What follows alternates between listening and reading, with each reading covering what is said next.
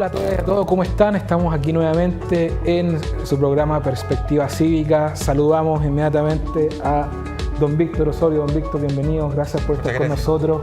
Ex ministro de Bienes Nacionales, actualmente candidato del distrito número 8. Está con nosotros además Juan Ramón Godoy. Juan Ramón. Hola, muy buenas noches. Saludar también a Víctor y a Cristian.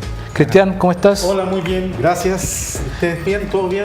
Todo bien, todo bien. Después de un fin de semana bastante movido, ¿cierto? En lo político, hemos visto distintos movimientos en términos de los escenarios que, la verdad, después de la Junta Nacional se han dado varias cosas, entre ellas, ¿cierto?, la bajada del diputado Rincón por parte de la presidenta de la Democracia Cristiana. Se inscribió además Guillé, ¿cierto?, con 60.000 firmas. Hoy día además tuvimos un momento en el cual se nos informa de que no ha llegado a acuerdo la derecha en términos de la lista parlamentaria. Y bueno, y estamos acá, vamos para conversar estos temas y además conversar con don Víctor. ¿Qué pasa con el acuerdo parlamentario que se está gestando entre la ADC, el ICE y el MAS? Cuéntenos un poco cómo ves este escenario. A ver, la primera constatación que yo haría, que es como el punto de partida para comprender esta situación, es que en la nueva mayoría existe un entendimiento político y programático entre el Partido Demócrata Cristiano y el conjunto de los partidos de izquierda que integraron esta coalición, que era, a saber, el Partido por la Democracia, el Partido Socialista, el Partido Comunista, el Partido Radical, la Izquierda Ciudadana y el MAS. Entonces, lo primero que habría que señalar es que el MAS y el ICE son partidos aliados de la Democracia Cristiana, que han participado en el gobierno de la presidenta Bachelet desde el año 2014, que suscribieron un acuerdo político y programático desde el año 2013. Entonces estamos hablando de un hecho que no... O sea, esto se pretendió presentar como que si fuera un hecho novedoso y original. En rigor, todos estos partidos forman parte de una misma coalición política. Ahora bien, esta coalición política, el dato de la realidad es que tiene dos candidatos presidenciales que se proponen llegar a la primera vuelta, que es Carolina Goich y Alejandro Guillé. Y desde ese punto de vista, Alejandro Guillé le ha pedido a los partidos que lo respaldan de la nueva mayoría que hagan un esfuerzo de llegar a un acuerdo parlamentario con la Democracia Cristiana en mérito de que eso sea el sustento de un acuerdo programático y un acuerdo además que permita enfrentar unidos al candidato de la derecha en una eventual segunda vuelta. Entonces, desde ese punto de vista, el origen de estas conversaciones entre el MAS y la Izquierda Ciudadana tiene que ver justamente con este propósito de lograr, con esta realidad de la existencia de dos candidatos presidenciales, que a lo menos existe un acuerdo político mínimo que permita preservar la unidad de la centroizquierda con mira a las elecciones presidenciales. Ahora, en términos concretos, bueno, programáticamente y por un tema de objetivos, de visión de los partidos, ¿cómo usted finalmente, que es parte, ¿cierto?, de la Izquierda Ciudadana, se vincula con un partido como la ADC, que a lo mejor es más de centro, más conservador? ¿Cómo se genera esta vinculación más allá del tema de los cálculos electorales? Bueno, hay una vinculación que se generó el año 2012, cuando se empiezan las conversaciones políticas, que el año 2013 cristalizaron en la nueva mayoría y en el levantamiento de una candidatura presidencial común, que fue la candidatura de la presidenta Michelle Bachelet. Y luego, esto ha continuado porque hemos participado todos los partidos de la nueva mayoría de manera conjunta en el gobierno de la presidenta Bachelet, y de modo conjunto hemos empujado las reformas y transformaciones que la presidenta Bachelet ha liderado. Entonces, vuelvo a repetir, no es que esto sea un hecho que ocurre en esta coyuntura específica. Hay una relación de diálogo político del MAS y la Izquierda Ciudadana que se origina en el punto de partida de la nueva mayoría, que se remonta al 2012. Eso no estamos hablando de un hecho que haya sido ayer. Ahora, por otro lado, es importante también señalar, si bien esto, por cierto, digamos, debería ser una persona de la Democracia Cristiana que mejor lo expresara, que la Democracia Cristiana gobernó el país entre 1990 y el año 2000 con el Partido Socialista de Chile, que es el partido de Salvador Allende. Y al calor de que emergió la concertación, yo escuché que la Democracia Cristiana, fue lo que se planteaba, entendía que más que el camino propio, acá era necesario llegar a un entendimiento progresista centro-izquierda para que se le pudiera dar gobernabilidad en el largo aliento, una perspectiva de transformación. Entonces, desde ese punto de vista, a mí me parece que efectivamente el conjunto de la centroizquierda, independiente que evidentemente que tiene diferencias, comparten respecto a la necesidad de que se introduzcan cambios en el país que apunten a tener un país con más democracia y justicia social. Hay diferencias respecto a la velocidad e intensidad de las reformas que introducen en el país, pero me parece que nadie en la centroizquierda tiene dudas de lo que acabo de señalar y tampoco tiene dudas de que el lograr mejores condiciones de justicia en el país pasa porque hay una mayor presencia del Estado y de la sociedad civil en la regulación de la sociedad y no confían que el mercado es el único factor que es capaz de asignar los recursos y regular la convivencia social. Entonces, desde ese punto de vista, a mí me parece que ojalá que prosperen esas conversaciones. Yo ignoro el Estado, por cierto, esas negociaciones, no conozco más que lo que la opinión pública conoce. Pero me parece que es muy positivo que efectivamente la centroizquierda trabaje por preservar su unidad. Correcto. Juan Ramón, Cristian.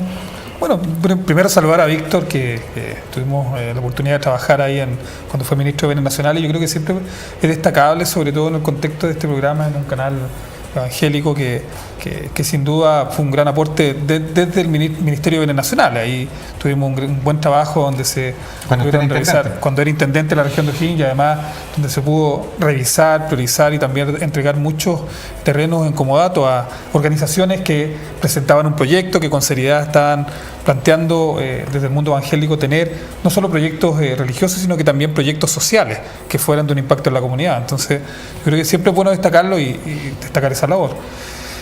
Hoy día ya como candidato, siempre en los tiempos que corren hay que tener valor para ser candidato, ¿no? Yo siempre lo he dicho porque en definitiva hoy día estamos en un momento y en un contexto donde hay un cuestionamiento muy profundo hacia la política, donde finalmente hemos visto este acuerdo o este planteamiento que hacen con la democracia cristiana que se da en un contexto muy adverso, que la DC más bien estaba viendo un tema interno, donde estaban, precisamente tú lo dijiste en el programa, con todo un tema de la bajada o no de un diputado, que en este caso es el diputado Rincón, que finalmente tuvimos una semana donde la presidenta del partido, candidata presidencial, se enfrenta y coloca condiciones frente a una candidatura, y entre medio de eso estaba justamente este planteamiento electoral que era la democracia cristiana con la izquierda ciudadana y con el MAS.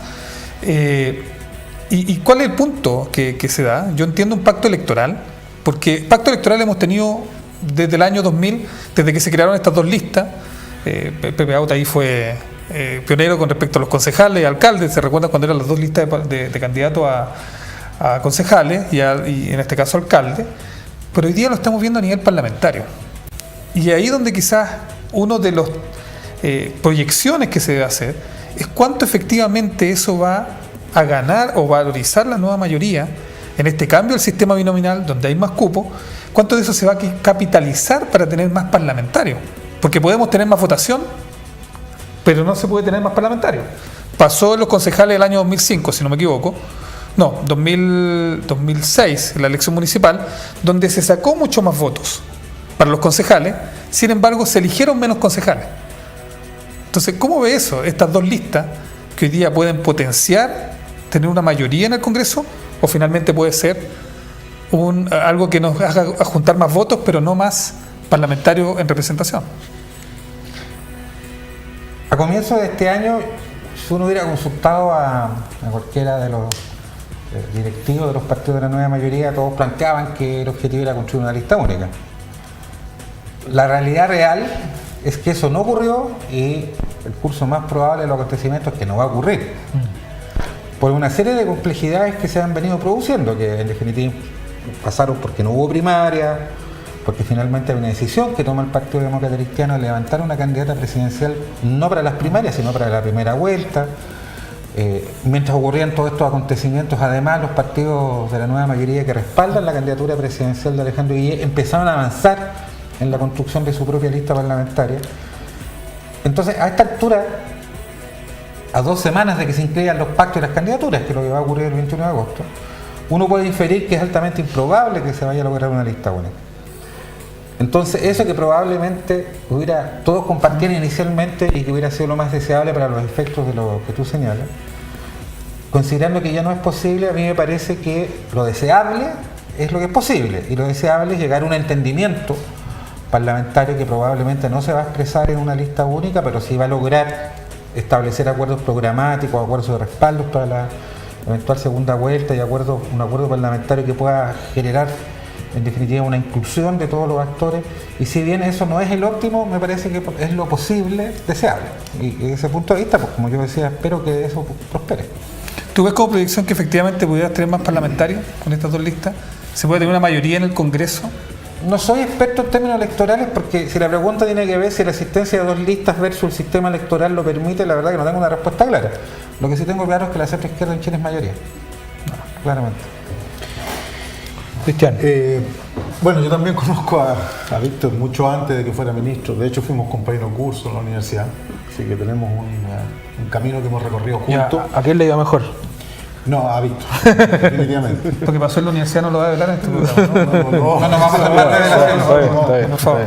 Pero teniendo una muy buena relación con Víctor, tenemos también, yo siento, las antípodas del pensamiento político, ¿no? Y me voy a referir al primer comentario que se hizo en relación al pacto electoral de la democracia cristiana, ¿no es cierto?, con el MAS y con la izquierda ciudadana, ¿no? La cual tú fuiste presidente, ¿no? Sí, fue el primer presidente. El primer presidente que tuvo Desde su fundación. Sí. A mí no me queda muy claro, Víctor, el hecho de que la gente pueda comprender. Es posible que comprenda los argumentos que tú expones, pero lo que cuesta entender es que la democracia cristiana ha provocado todo un cisma al interior de su partido en función de sentirse acorralados por la izquierdización, ¿no es cierto?, de la nueva mayoría. Entonces es poco entendible que después de decir que no estamos saliendo o ya no salimos de la nueva mayoría porque la mayoría se izquierdizó, haga pacto o intente hacer pacto con dos partidos que están a la izquierda de la nueva mayoría. Eso es poco entendible, ¿no?, para las personas. Ahí hay algo que no está claro. Esa es la primera cosa. Y la segunda, me imagino que los militantes de la izquierda cristiana o de la izquierda ciudadana y el MAS se debe sentir un poco ninguneado por los últimos argumentos que ha dado, por ejemplo, Mariana Elwin respecto de estos partidos que, los encuentros chicos, que etcétera. O sea, los han ninguneado de alguna manera. Entonces, a mí no me parece tan factible. Y si hay una factibilidad y finalmente se hace ese pacto, está claro que son pactos que tienen como única conveniencia, digamos, buscar votos, y porque desde el punto de vista doctrinario, idealismo, principios y valores no tienen nada que ver. Lo primero que yo pienso que es importante señalar es que es como fácil caer en la tentación de hacer comentarios de las declaraciones de otros. A mí me parece que lo mejor en la vida y en la política es atenerse a los hechos concretos. Voy a colocar un ejemplo. Yo recuerdo que estábamos recién comenzando el gobierno de la presidenta Bachelet y en un programa de televisión en Temuco, una persona del Partido de Renovación Nacional me señala que él tenía la convicción de que el gobierno de la nueva mayoría iba a fracasar porque la democracia cristiana no iba a respaldar las iniciativas izquierdizantes que empujaba la presidenta Bachelet. Nos queda poco tiempo para que culmine este gobierno. Y el dato concreto es que la inmensa mayoría, si no la totalidad de los parlamentarios de la democracia cristiana han respaldado todas las iniciativas que la presidenta Bachelet planteó. Y eso muestra que al final del día, el programa de reforma y transformaciones que propuso el país la presidenta Bachelet ha sido respaldado por el conjunto de la nueva mayoría. Y hemos hecho un camino común que implica hacer una opción por desarrollar reformas que permitan democratizar el país, generar mejores condiciones para establecer un estado de derechos sociales, establecer un estado de justicia social, y para ese empeño se han puesto todos los partidos de la nueva mayoría. Hemos también decidido que ese camino se haga a través de un camino de reformas graduales, respetando los marcos de la institucionalidad existente. Y para ese camino de reformas graduales, de cambios con gobernabilidad, hemos hecho una experiencia de trabajo político común todos los partidos de la nueva mayoría, la democracia cristiana y los partidos que tienen su origen en la izquierda. Entonces, a mí me parece que es dudoso que se plantee que no tenemos relación alguna los partidos cuando estamos hablando de la democracia cristiana y los partidos de izquierda que hemos gobernado juntos en este periodo. Tenemos una experiencia de ejercicio en el gobierno, de construcción programática, de empujar reformas. Y vuelvo a decir, aquí lo importante, más allá de comentar las declaraciones de Mariana Elwin, que es una respetable militante del Partido Demócrata Cristiano, me parece que lo contundente es que un acuerdo en los marcos de la nueva mayoría, y específicamente con el MAS y la Izquierda Ciudadana, fue acordado por la Junta Nacional de la Democracia Cristiana por casi el 70% de los delegados de la Junta Nacional. Eso es lo concreto, una decisión y un pronunciamiento del Partido Demócrata Cristiano respecto a esta materia. Ahora, yo vuelvo a decir, yo no conozco Yo no conozco cuál es efectivamente el estado de esas conversaciones. Lo que sí yo tengo una convicción es que la democracia cristiana y la izquierda, que levantaron los distintos partidos de izquierda que levantaron la nueva mayoría, necesitan preservar su unidad como forma de poder efectivamente lograr expresar su mayoría y lograr que conquistemos un gobierno en noviembre que le dé continuidad a los cambios y las transformaciones que se iniciaron en el actual gobierno de la presidenta Bachelet. Sí, don Víctor, ahí, bueno, obviamente yo creo que nos queda súper claro lo que usted ha dicho y bueno, y así se ha visto finalmente en la historia, uno puede mirar para atrás, ¿cierto? Ahora, con respecto al tema de la izquierda ciudadana, quisiera saber cuál es su comentario con respecto a la crisis que está viviendo, en este caso Venezuela. Guille hace unos días atrás dijo que es un régimen que ya no es democrático y, bueno, sí, Heraldo Muñoz dijo que Chile no, se opone completamente a golpes y autogolpes. ¿Cuál es su opinión con respecto a la crisis venezolana? Bueno, lo primero que yo quería comentar, que me parece que es importante señalar, lo que yo había sugerido que en este programa pudiéramos hablar respecto de la evolución de la tramitación del proyecto de ley de despenalización de la interrupción del embarazo, que como ustedes conocen, fue aprobado por la comisión mixta, quedando listo para su promulgación. La oposición anunció que va a cumplirlo, que va a impugnarlo ante el Tribunal Constitucional, y la verdad es que yo ignoro si la audiencia considera que es más importante para su vida lo que está pasando en Venezuela que este proyecto. Pero bueno, asumiendo que hablemos del tema de Venezuela, yo hago este comentario porque creo que es importante mirar la crisis política que evidentemente existe en Venezuela desde el punto de vista también de la realidad de los chilenos. Desde ese punto de vista yo quiero hacer algunos comentarios que me parecen importantes. Por supuesto. El primero,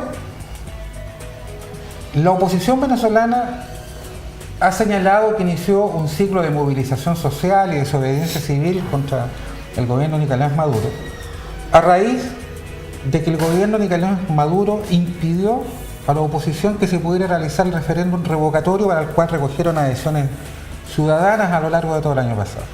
Yo veía hace muy poquito un foro que había en la televisión entre Felipe Katz y el diputado comunista Núñez, en que Katz señalaba justamente que el origen de esta crisis tiene que ver en la decisión autoritaria que él calificaba del gobierno de Maduro de haber impedido este referéndum revocatorio en el que él pensaba que sin ninguna duda se iba a revocar el mandato de Nicolás Maduro. Y él agregaba también de que una solución posible a la crisis que se vive en Venezuela, que el gobierno se abriera a esa posibilidad, a que la ciudadanía pudiera pronunciarse respecto a si Maduro continúa o no en el gobierno. Bueno, yo quiero decir que eso es un debate que me parece extraordinario, ¿no? Que la centro derecha haga esta afirmación nos puede permitir que demos un paso adelante muy importante en Chile, porque probablemente la audiencia no tiene que adivinar lo que estamos hablando, pero voy a explicar. La Constitución venezolana establece un procedimiento, que es el referéndum revocatorio, que permite efectivamente que los ciudadanos puedan recolectar libremente adhesiones ciudadanas y si cumplen con determinada cantidad de firmas, puedan obligar a que se realice una consulta, un plebiscito, a través del cual se revoque antes de tiempo el mandato de una autoridad cuando esta autoridad no ha cumplido con sus deberes. Me parece indudable que la ciudadanía sabe que en Chile eso no existe. Nuestra Constitución no solamente no establece el plebiscito como ningún mecanismo relevante en materia institucional, sino que el mecanismo de revocación de la autoridad simplemente no existe en Chile, bajo ninguna forma. Por eso, seguramente todos los que han tenido relación política con la ciudadanía al calor de las elecciones saben que la gente dice, mire, la gente viene a hacer campaña en las elecciones cada 4 años, después no los vemos más. Pero claro, por supuesto, si aquí no existe ninguna forma de control y de sanción de parte de la ciudadanía y la autoridad como el que estamos hablando. Entonces, dado que pareciera ser que hay cierto consenso que constituye una expresión de autoritarismo, de crisis institucional, que el gobierno de Nicolás Maduro hubiera impedido un referéndum revocatorio, me parece que es extraordinario que podamos consensuar entonces que ese mecanismo se establezca en Chile. La segunda cosa, en ese mismo debate, Katz señalaba que esta crisis se ha provocado además porque el gobierno de Maduro transgredió la Constitución venezolana. ¿En qué sentido? Porque ha convocado una Asamblea Nacional Constituyente, no, según su interpretación, no haciendo lo que indica la Constitución de Venezuela, que era convocar un plebiscito, y si en este plebiscito la ciudadanía aprobaba la necesidad de una nueva Constitución y una Asamblea Constituyente, en ese evento se debía proceder. Incluso él decía, miren, Maduro no ha hecho lo que hizo Chávez. Chávez llamó a una Asamblea Constituyente pero antes de sus plebiscitos, y la gente dio su consentimiento a que se emprendiera una Asamblea Constituyente. Me parece que respecto de la realidad chilena, esto también es extraordinario. Qué bueno que estemos de acuerdo entonces que se pueda consultar al pueblo chileno un plebiscito si quiere o no una nueva constitución. Y que pueda en ese plebiscito además definir, como se le está exigiendo a Venezuela, si quiere, una constitución en asamblea, generada a través de una asamblea constituyente o otro procedimiento. O sea, a mí me parece que efectivamente en Venezuela se necesita más democracia, pero a mí me parece que toda esta controversia, además que se ha producido respecto a la realidad venezolana, también habla de de los desafíos que tenemos como país. En nuestro país tenemos una constitución que fue impuesta en dictadura, para que no me den ese argumento, con reformas que se hicieron en el periodo de Ricardo Lagos, pero que son reformas, no dan origen a la nueva constitución. Se impuso una constitución que todos conocemos a través de un plebiscito que fue cuestionado en su transferencia en condiciones de dictadura, y hoy día tenemos una constitución que fue escrita en dictadura en Chile. A mí me parece que en consistencia, por lo tanto, con lo que se ha cuestionado a la situación venezolana, nosotros tenemos el desafío entonces de lograr una constitución escrita en democracia y una constitución que le dé más poder a los ciudadanos para fiscalizar a sus representantes y al mundo político. Así es. Cristian. Es que yo no puedo no estar más en desacuerdo con mi amigo Víctor Osorio al respecto. Yo creo que el gobierno venezolano es una dictadura. Yo creo que el gobierno venezolano viola los derechos humanos. Yo creo que el gobierno venezolano lo que ha hecho es simple y llanamente, a través de un mecanismo político, intentar entronizarse en el poder para siempre. Está buscando una fórmula que aparezca como democrática para quedarse y instalarse. ¿Y en qué parte de lo que yo dije no estás de acuerdo? En que haces una comparación de Chile con Venezuela que no es, que no tiene nada que ver una cosa con la otra. ¿Acaso no hay una constitución impuesta por una dictadura que es la que está vigente en Chile? Es que yo podría ¿Está en desacuerdo con que la sociedad chilena pueda decidir qué tipo de constitución quiere? Yo también creo que esta cambio a la constitución que está haciendo también está en dictadura de Maduro. Yo creo eso. O sea, las dictaduras... pero si eso es cuestionable en Venezuela, ¿por qué no es cuestionable en Chile? Déjame terminar. Yo te escuché sin interrumpir. Pero me dijeron que aquí nos podíamos interrumpir. Pero yo, sabiendo eso, no obviamente te que sí. Esperé que desarrollara la idea. Pero es para ayudarte a explicar. Entonces, yo te quiero decir lo siguiente. La democracia no solo basta con votar, porque Hitler fue electo, ¿no? Por lo tanto, no basta solo con votar. Hay respetos a un montón de otras cosas que hacen que sea... Si no hay respeto a las instituciones, evidentemente, no hay una democracia, ¿no? En consecuencia, yo siento que en Venezuela se ha faltado completo a todo, ¿no? Y entonces no hay una democracia. Entonces, compararlo con Chile, en donde han habido elecciones, donde la gente ha ratificado, han habido cambios de gobierno, ha pasado de un gobierno de izquierda a un gobierno de derecha, sin problemas, sin movimientos, sin provocar incomodidades sociales, porque no ha ocurrido nada, se ha hecho todo perfectamente bien. No veo que sea comparable una situación con otra. Más bien yo compararía lo que está pasando en Venezuela con un principio de lo que ya se instaló en Cuba por 60 años. Si nos quedan un par de minutos, no sé si tú quieres replicar el tema. Solo yo creo que aquí lo que nosotros vemos en Venezuela tiene que ver mucho con el devenir histórico de un líder tan importante que fue para Venezuela como Hugo Chávez, estando de acuerdo o no con él, pero sin embargo en la herencia y con Maduro al poder, yo creo que ahí existe una lógica de legitimación del poder, de un poder que ostentó Hugo Chávez, que lo estableció, que estableció una constitución además, y que en definitiva yo creo que la mirada que debe existir por parte nuestra es ver si efectivamente se cumplen cuáles son los parámetros de la constitución política de Venezuela, porque en eso yo creo que hay que ser respetuoso. ¿Cómo nosotros miramos a Venezuela ahora desde el extranjero, desde la galería, ¿no? Entendiendo que hay una crisis institucional importante, entendiendo que además hay una responsabilidad del liderazgo de Maduro que lo lleva a esta crisis a Venezuela y que en definitiva tiene a una ciudadanía y a un gobierno, un sistema político que hoy día está siendo enfrentado. Yo creo que eso no se puede desconocer, pero que sin embargo aquí lo que se debe ver, lo que debemos nosotros apuntar es ver si efectivamente esa constitución se está hoy día o no cumpliendo. Yo comparto con Víctor el tema de hacer análisis, y esto tiene que ver con analizar comparativamente la legislación y las constituciones. Yo creo que Chile efectivamente debiera tener una revisión de la constitución, porque muchas veces acá se dijo que a la ciudadanía no le importa la constitución, no está pendiente de la constitución. Sin embargo, yo creo que cambios como este, donde efectivamente se fiscalice cuál es el comportamiento de sus autoridades. Yo soy profesor de historia, uno cuando miraba a O'Higgins veía un juicio de cuenta. Sí. Me quedan Entonces, desde ahí, desde ese punto de vista, yo creo que es importante señalar, más allá de los eufemismos, más allá de las calificaciones. Me quedan 30 segundos. Quiero cerrar con don Víctor, tiene la oportunidad de poder replicar Estamos además. hablando de gobiernos distintos. Yo lo que quiero decir Don es que Víctor. es un ejercicio de elemental coherencia y consecuencia. Lo que se le exige a Venezuela, ¿por qué no lo partimos por casa? Ese es mi argumento. Si se cuestiona a Nicolás Maduro por haber impedido el referéndum revocatorio, eso es lo que dice la oposición venezolana, ¿por qué no nos preocupamos nosotros tener un mecanismo que le permita a usted poder destituir a un político corrupto, cosa que hoy día no es posible hacerlo?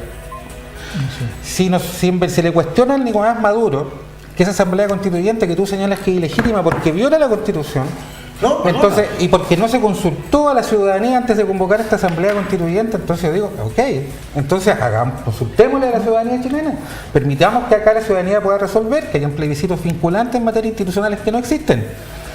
Entonces, yo no estoy argumentando que, por ejemplo, el hecho de que no hubiera referéndum revocatorio en Venezuela sea un hecho positivo. Lo que estoy señalando, por coherencia, consecuencia, si a nosotros nos parece que es un mecanismo democrático, entonces lleguemos a un acuerdo porque existe en Chile. Oye, pero ustedes si han sido creemos... gobierno 20 y tantos años, ¿por qué no pusieron ustedes la... Sí, miren, yo tengo que irme a comerciales, yo quiero agradecer. Podemos conversar por supuesto, un café en otro momento. Claro. Yo quiero... Solo señalar, Edgardo, y a propósito de lo que plantea Víctor, un programa específico para el tema de aborto extracausal lo tuvimos. Sí, creo que en el momento, en el momento cuando se presenta al Tribunal Constitucional, yo creo que también es un espacio para poder compartirlo. Pero podemos tener antes que se vaya poder comenzar el tema. Antes que se vaya, Víctor, dos cuestiones. Primero, 2 segundos. La Asamblea Constituyente fue propuesto por varios dirigentes un poco dirigentes de la nueva mayoría, ex Concertación, y no pasó nada. Lo dejaron, quedó ahí, durmiendo. Quiero hacerte una pregunta, querido. No, es que tenemos que cerrar. ¿Crecimiento o música? Don Víctor, queremos agradecerle su participación. La música es hermosa. Muchas gracias. En la iglesia evangélica se hacen alabanzas. Mucho éxito en lo que esté emprendiendo en el Distrito 8 y bueno, esperamos tener nuevamente por acá en otro momento. Mucho éxito y bendiciones para ustedes. Muchas gracias. Gracias. Muy bien. Nos vamos a comerciales, volvemos en un ratito más.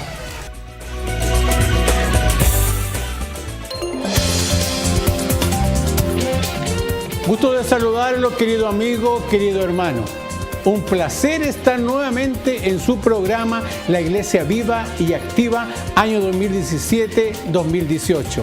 Tendremos interesantes invitados, conversaremos de temas de actualidad y por supuesto del acontecer de la Iglesia Evangélica. Lo esperamos. Bendiciones.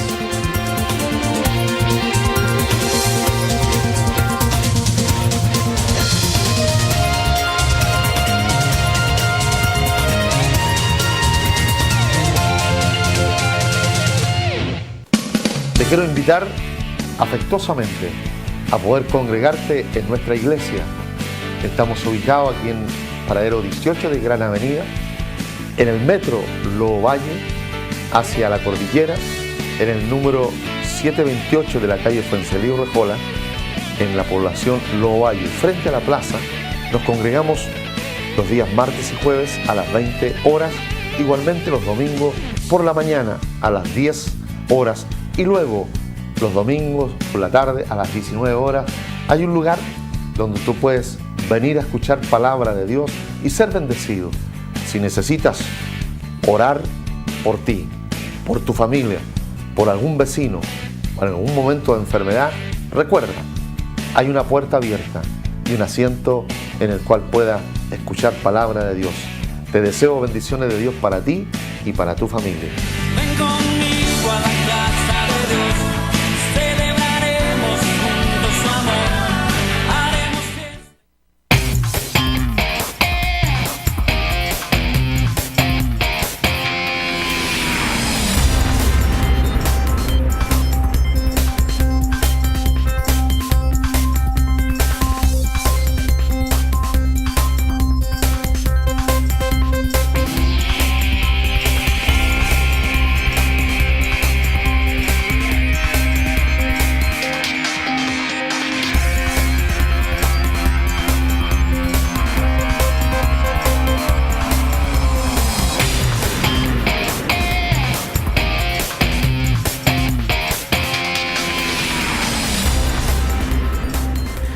Estamos de vuelta aquí en su programa Perspectiva Cívica. Hemos tenido una conversación muy interesante con el exministro de Bienes Nacionales, Víctor Osorio, y seguimos conversando acá con Juan Ramón y con Cristian Neto, ¿cierto? Que está chateando ahí en su teléfono.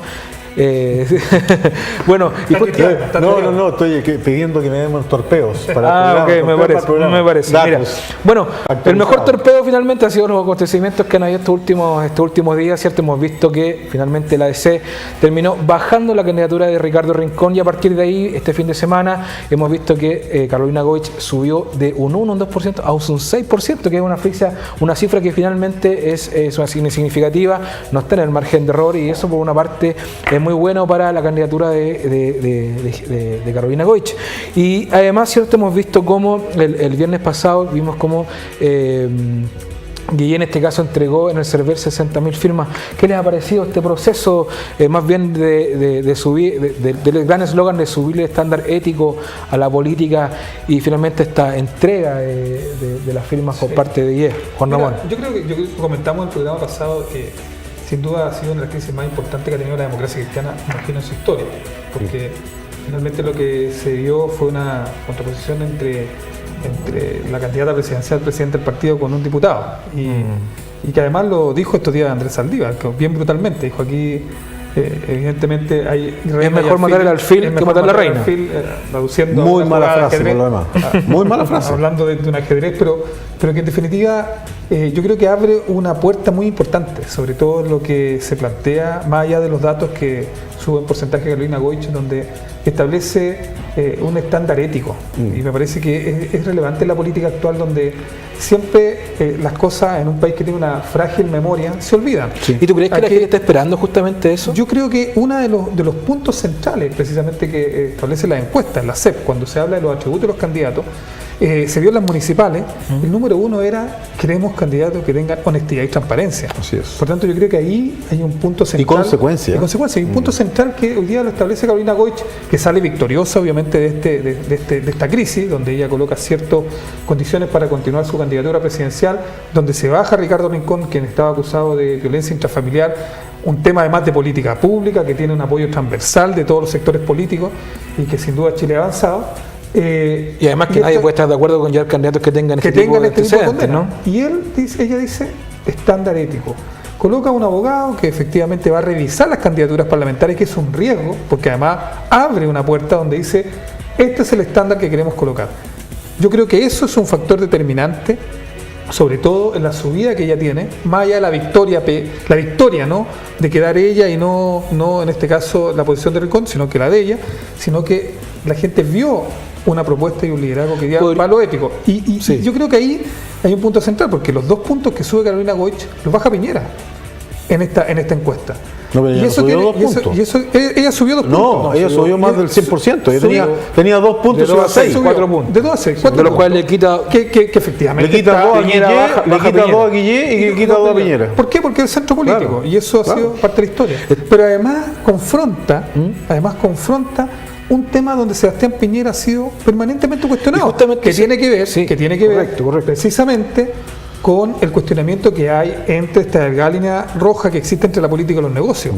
Porque no es desconocimiento público, es que desde el Banco de Talca, donde hoy día tiene un cuestionamiento, donde la propia ministra Mónica Madariaga saca a la palestra este tema, y muchas de las multas que además sus empresas han tenido que pagar producto de un cuestionamiento profundo que se hace al actuar en los negocios de Sebastián Piñera. Entonces se le coloca en la antípoda y dice: nosotros queremos liderazgo ético, un liderazgo que suba los estándares de la calidad de la política, y al frente está precisamente el candidato de la derecha que representa lo contrario. Eso ha sido su despliegue, y yo creo que eso le ha dado también un rédito por parte de la ciudadanía para poder subir en la pregunta acá es: ¿cuánto finalmente va a rendir electoralmente y en términos de encuesta este punto, podríamos decir, de inflexión en relación a colocar el estándar ético como parte de un eje en términos de los políticos y la nueva clase política? Ahora, ¿cómo podría esto afectar, crees tú, Cristian, en relación a la candidatura de Sebastián Piñera? Finalmente, que este eslogan de elevar los estándares éticos finalmente le pueda pegar en relación un poco a la historia que tiene Sebastián Piñera, y que mucha gente dice finalmente que está asociado siempre a algunos negocios medio raros. Bueno, mientras... De hecho, hay que recordar que la semana pasada fue sobreseído de justamente de eso iba a hablar. O sea, mientras él no haya sido acusado y condenado, ¿no? O sea, ¿de qué estamos hablando? O sea, uno se me fue la palabra, es inocente hasta cuando los tribunales demuestran lo contrario. Pero aquí no, perdona, pero si es por estándar ético, la democracia cristiana se quedaría sin parlamentario, porque Pizarro está con problemas, bueno, no los Saldías están con problemas, o sea, nos quedaríamos sin políticos en Chile, ¿no? Por lo tanto, hay que tener mucho cuidado. Mira, políticos, pero sí yo creo que sí nos quedaríamos, porque que más que menos han recibido apoyo materiales, financieros para sus campañas. Yo no estoy diciendo que sean ladrones. Yo tengo el mejor concepto de los políticos chilenos, para decirlo en serio. Yo tengo el mejor concepto. Yo no conozco ningún presidente chileno que se haya ido millonario como se van los argentinos, como se van los mexicanos, como se fueron los venezolanos o como están los venezolanos. Sí. Ahora, eso no pasa, perdón, déjame terminar la idea. Entonces, ¿cómo podría afectar elevar estándares éticos con respecto a la candidatura de Sebastián Piñera? Pero Sebastián Piñera, ¿podría afectarla? No, yo creo que ya no lo afectó. Sebastián Piñera sigue liderando y por eso que se dice que es incombustible a estas denuncias, porque en todas las denuncias que se han hecho ninguna ha sido comprobada y finalmente castigada penalmente. No existe eso, no hay un elemento que hoy día diga así, mira, como pasó por ejemplo con el diputado Rincón, ¿no es cierto?, que a él fue juzgado, fue condenado, no cumplió la condena y por eso, solo por eso él debería haber quedado fuera de la candidatura. Bueno, pero eso no ha pasado con Piñera. En consecuencia, mientras a Piñera no se le demuestre una acusación de verdad, comprobada, juzgada y condenada, Piñera puede seguir siendo candidato y va a ser presidente de Chile, yo no tengo ninguna duda. Sí, claro, yo voy un poco al otro punto, más allá de la condena o no, más allá de la legalidad, porque yo creo que si hay algo que ha desprestigiado la política, es que en los últimos años, esto transversalmente, hemos tenido más declaraciones del mundo político en los tribunales de justicia, que tiene que ver más bien con el financiamiento ilegal de la política, con esta contorsión muchas veces y este muñequeo que existe entre la política y el negocio. Gente que tiene incluso en paraísos fiscales sus recursos, que no paga impuestos en Chile. Además, el hecho, por ejemplo, de todas las pero eso no multas, es ilegal. Eso no es ilegal. No es ilegal, pero las multas que además las propias empresas, la en Chile tuvo una multa internacional producto de ciertas cosas. Yo a lo que me refiero es más bien a que la ciudadanía está mirando precisamente cuáles son los estándares que hoy día nos colocamos más allá de lo legal, sino que de lo ético. Porque uno puede decir, aquí no hay ninguna condena, pero ¿cuál es el estándar ético que hoy día tiene la política? Porque si tenemos una encuesta CEP que en la elección establece que el primer valor que quiere de un político en Chile es la honestidad, es porque está viendo precisamente lo contrario. Y eso es lo que efectivamente tiene un país donde hoy día está votando un tercio de la población. Hoy día un tercio de la ciudadanía en nuestro país está eligiendo un presidente. Y yo creo que eso es grave para la democracia. Porque la falta de participación finalmente puede socavar. No quiero remitirme a eso, pero en la Constitución del 33, donde en un salón entre varias familias elegían a los presidentes de Chile, nosotros podemos, haciendo la analogía, ¿no?, llegar a un momento en que el 20, el 15% esté eligiendo un presidente, lo cual su representatividad también es socavada. Sí, entonces ahí yo creo que tenemos que escuchar un poco a este 70%, pero que hoy día, más allá de las propuestas que además no son fiscalizadas, o sea, presidentes, parlamentarios, diputados, alcaldes, concejales, pueden hacer cientos de promesas, pero si no las cumple, no tiene ningún tipo de sanción. Hoy día puede alejar aún más a esta ciudadanía. Ahí es donde yo creo que hay que subir los estándares éticos. Sí, pero Juan Ramón, a ver, eso tiene un origen, y el origen, en mi juicio, es el error que cometieron los parlamentarios, los políticos de Chile, en dejar en libertad al electorado. Yo creo que eso fue un error. Yo creo que los chilenos y cualquier ciudadano en cualquier parte del mundo tiene deberes y derechos. Y en Chile nos hemos dedicado solamente a reclamar nuestros derechos, pero no nuestros deberes. ¿Cómo no va a ser posible que nosotros no nos preocupemos de a quién elegimos? ¿Cómo es posible que a la gente no le importe ir a votar? Eso no es posible, porque finalmente el destino de nuestras vidas, de nuestra familia, depende de quién elijamos. Correcto. En consecuencia, ese es como el punto de inicio, a mi juicio, de donde nosotros o los políticos deberían... yo soy contrario al voto libre, para serlo franco. Yo creo que el voto debe ser obligatorio. Si los ciudadanos debemos tener alguna obligación con el Estado. O sea, no es posible que salgamos a marchar, pero cuando se nos llama a concurrir con nuestro voto, que es el momento democrático para demostrar si estamos de acuerdo o no estamos de acuerdo con el político o las políticas que están, no lo hacemos. Pero ahí, ¿estás de acuerdo con la reelección del presidente o...? ¿Estoy de acuerdo, perdón? ¿Reelección presidencial?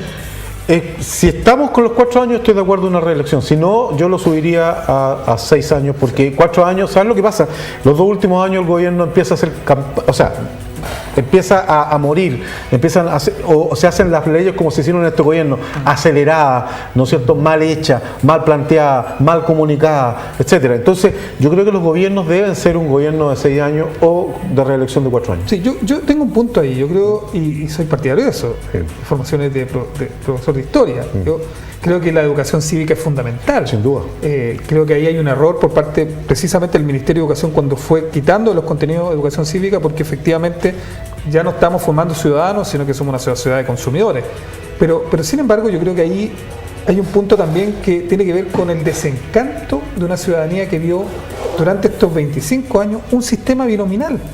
O sea, esta elección por primera vez se abre a tener más candidatos, a tener otros referentes. Estos referentes que se dan desde la derecha con el surgimiento de Bópoli, en el caso de la centro-izquierda a través del Frente Amplio, donde hay una gama aún mayor y donde hoy día tienen oportunidad real de tener una representación, donde todos sean representados en el Parlamento. Pero hasta el día de hoy era el sistema binominal. El propio Jaime Guzmán lo dijo, o sea, vamos a crear una constitución para que cuando no seamos gobierno no puedan gobernar completamente, si eso está declarado. Entonces, yo creo que en este punto, hoy día, realmente pudiéramos nosotros tener una elección abierta, fuera de este duopolio que existía entre dos bloques y que en definitiva... Te corrijo, él no dijo para que no gobierne, es para que las mayorías, no sé, cuando se equivocan... Se equivocan. Y podemos compararlo con la frase de Andrés Bello, pero entonces, ahí es donde yo creo que por ejemplo, esta democracia, cuando se habla de democracia tutelada, tiene que ver precisamente con estos enganches que tiene con la Constitución y que hoy día hay que destrabar. Yo creo que hay consenso Juan Ramón, en eso. Pero déjame un segundo. Sí. Juan Ramón, concédeme lo siguiente.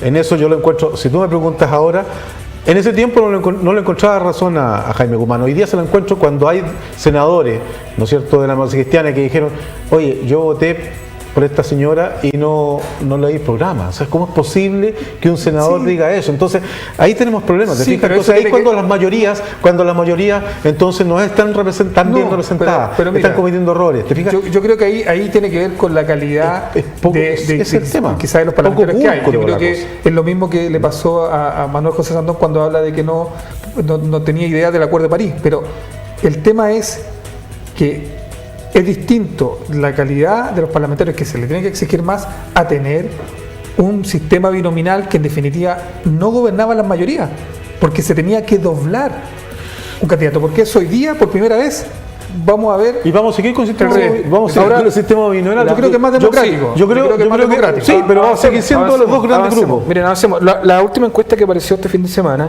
dice que Sebastián Piñera tiene un 40%, Guillé 20%, Beatriz Sánchez un 20%, Goich sube un 6%, Kast tiene un 3%, Meo tiene 2% y Parisi se bajó con 1%.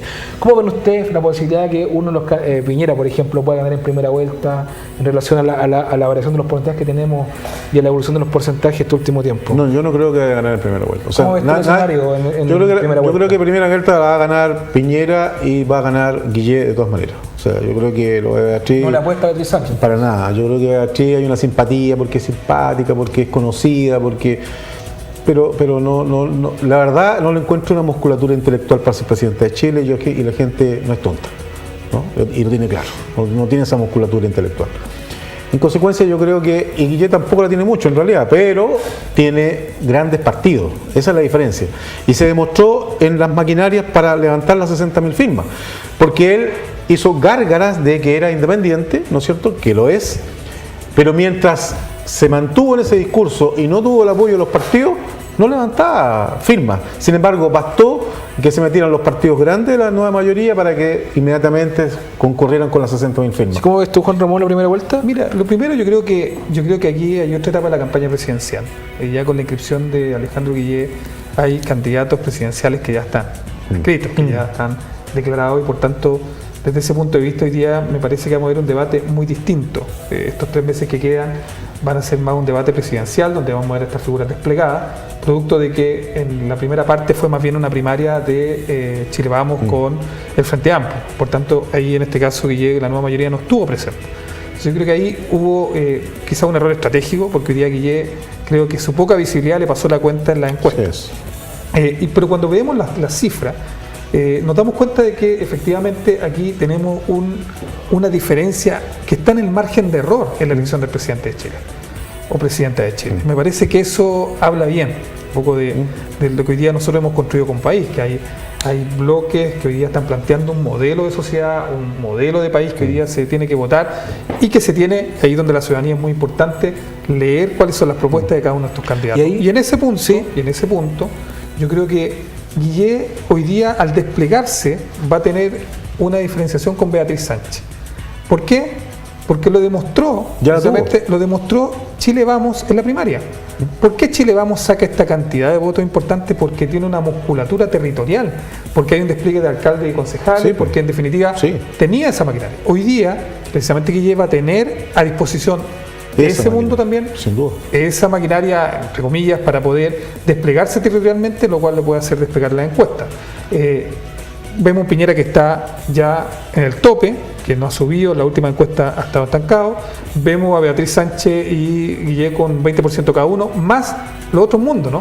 Que tiene que ver con el MEO, que tiene que ver parte de Parisi, con Carolina Goich, que en definitiva pueden marcar la diferencia y en una segunda vuelta eventualmente tener una diferencia de 1 o 2. En ese sentido, Cristian, los mundos que están asociados a la derecha, ¿cuáles son finalmente? Porque vemos, ¿cierto?, RN, UDI, pero también Tebópoli, están Ciudadanos, probablemente también va a estar cerrando con la derecha. ¿Cómo ves tú ese mundo más bien que estaría apoyando a Piñera? Bueno, yo los veo que se van a... En la primera vuelta es posible, digamos, que haya un escape de votos.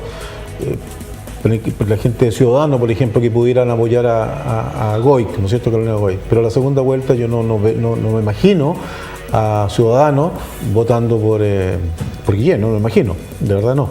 En consecuencia yo creo que se van a ordenar y yo creo que Piñera va a ganar en la segunda vuelta con una diferencia de 3 puntos, 2 puntos. Un poco lo que se repite en la última elección. No es más que eso, yo creo que no va a pasar más que eso. Y vamos a estar enfrentados una vez más, a pesar de lo que tú decías, a esta bipolaridad, donde va a estar la nueva mayoría por un lado y Chile Vamos por el otro, digamos. Mira, ¿no? me quedan 3 minutos y quisiera tocar el tema asociado, ¿cierto?, a que Chile Vamos hoy día está tratando de cerrar la negociación con respecto a la lista parlamentaria. ¿Qué te ha parecido las complicaciones que se han dado estos últimos días? Mala, porque, a ver, si yo fuera el candidato Piñera, le tiraría las orejas a estos partidos. Bueno, han pedido que sea un mediador finalmente. Y lo va a hacer probablemente porque le falta, a mi juicio, responsabilidad. Un candidato que va en la pole position, ¿no es cierto? Es decir, deberían todos ponerse hoy día a la fila y negociar rápidamente esos cupos para apoyar la candidatura de Piñera y hacer posible que efectivamente esta diferencia que hay abismal de votos con los candidatos que van en segundo y tercer lugar fuera mucho mayor, pero están hoy día más preocupados, digamos, de las candidaturas de sus diputados y senadores. Y a mí me parece que deberían hacer un gesto mucho más partidista con respecto a sus principios y valores, ¿no? Juan Ramón. Sí, yo creo que aquí hay un enemigo en común que tiene que ver más allá de la encuesta, porque también estamos analizando una encuesta, pero si nosotros vemos y nos retrotraemos a las anteriores elecciones, quizás las grandes perdedoras han sido las encuestas. Y muchos de los candidatos que salieron, en el caso de Valparaíso, por ejemplo, Jorge Chape, un caso, no tenía nada que ver con lo que figuraba en la encuesta. Yo creo que el gran enemigo aquí es la abstención. Sí. Y ahí es donde hay una responsabilidad. Nosotros debemos hacer un llamado a votar por los candidatos. Aquí yo creo que es importante un programa abierto donde hoy día estamos hablando de una perspectiva cívica, de esta responsabilidad, como tú dices, de derechos y deberes, pero que eso tiene su correlación el 19 de noviembre, si efectivamente vamos a votar, concurrimos a la urna y ejercimos derecho.